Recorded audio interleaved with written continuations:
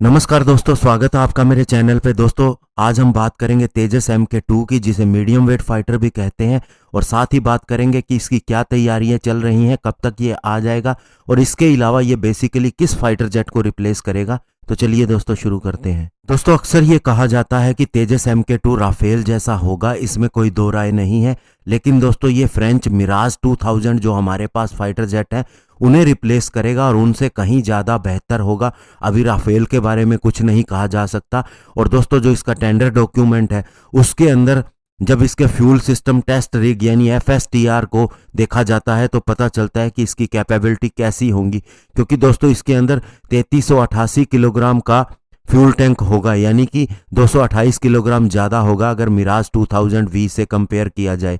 और इसकी total fuel carry करने की कैपेबिलिटी 3160 किलोग्राम होगी। इसके अलावा दोस्तों अगर इसका कंपैरिजन हम MMRCA 2.0 के फाइटर जेट जो कंटेंडरशिप के अंदर हैं उनके साथ में करें तो ग्रिपन ई की अगर हम इंटरनल फ्यूल कैरिंग कैपेबिलिटी को देखें तो वो 3400 किलोग्राम है और इसकी लगभग 3388 किलोग्राम है। तो ये लगभग सिमिलर ही है। और इस फ्यूल कैरिंग कैपेसिटी के साथ दोस्तों इसके अंदर 2500 किलोमीटर प्लस की फेरी रेंज आती है और साथ ही इसकी कॉम्बैट रेडियस 1500 किलोमीटर प्लस हो जाती है। और ये सारा हो रहा है दोस्तों इसके अमेरिकन GEF 414 इंजन की वजह से, क्योंकि ये बहुत ही पावरफुल इंजन है। और दोस्तों अगर हम इसकी टोटल इंटरनल और drop tank fuel carrying capacity को मिला दें तो ये 7148 किलोग्राम बनती है, जिससे दोस्तों इसकी फेरी रेंज और कॉम्बैट रेंज बहुत ही बढ़िया हो जाती है। और टोटल वेट इसका 17.5 टन है। तो ऐसे में दोस्तों ये लगभग ग्रिपन ई फाइटर जेट के बराबर ही है। और अगर ग्राउंड अप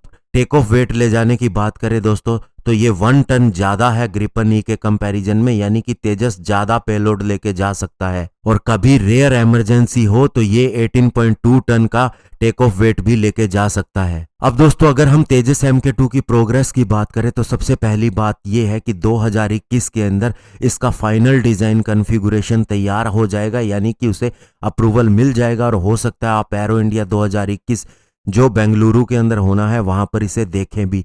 उसके बाद दोस्तों इसकी जो मेटल कटिंग प्रोसेस होगी इसके कंस्ट्रक्शन के लिए वो 2021 के बीच में शुरू हो जाएगी और अगले 18 महीनों में यानी कि 2022 के अंदर ये फाइटर जेट तैयार हो जाएगा। उसके बाद इसके फ्लाइट ट्रायल शुरू होंगे। और दोस्तों इंडियन एयरफोर्स ने, आपको ध्यान होगा कि मिराज 2000 को इस्तेमाल किया था बालाकोट एयर स्ट्राइक के अंदर भी, और इसे हम रेगुलर अपग्रेड भी करते आ रहे हैं। और ये एक तरह से दोस्तों एक बेंचमार्क रखा गया है कि हमारे जो तेजस MK2 को बनाने वाले डिजाइनर और इंजीनियर हैं इसी को ध्यान में रख के इससे अपग्रेडेड वर्जन बनाए, क्योंकि राफेल हमने अभी खरीदा है, नहीं तो दोस्तों और बातें भी ध्यान में रखी जा सकती थी। और इसके अलावा दोस्तों मिराज 2000V की अगर हम बात करें तो ऐसे 50 फाइटर जेट हमारे पास हैं और 80 MiG-29 UPG भी हैं। और माना जा रहा है तेजस MK2 इन्हीं को रिप्लेस करेगा 2040 तक। और टोटल 200 ऐसे एयरक्राफ्ट बनाए जा सकते हैं, क्योंकि हमें MiG-27 और जगुआर फाइटर जेट की फ्लीट को भी रिप्लेस करना है। तो ऐसे में दोस्तों 2022 के अंदर आप इस फाइटर जेट को उड़ता हुआ देखेंगे। और इसके अलावा दोस्तों इसकी जो कैपेबिलिटीज़ होंगी वो MMRCA 2.0 के फाइटर जेट जैसी ही होंगी, इसलिए हो सकता है कि MMRCA 2.0 हो भी ना। धन्यवाद, जय हिंद।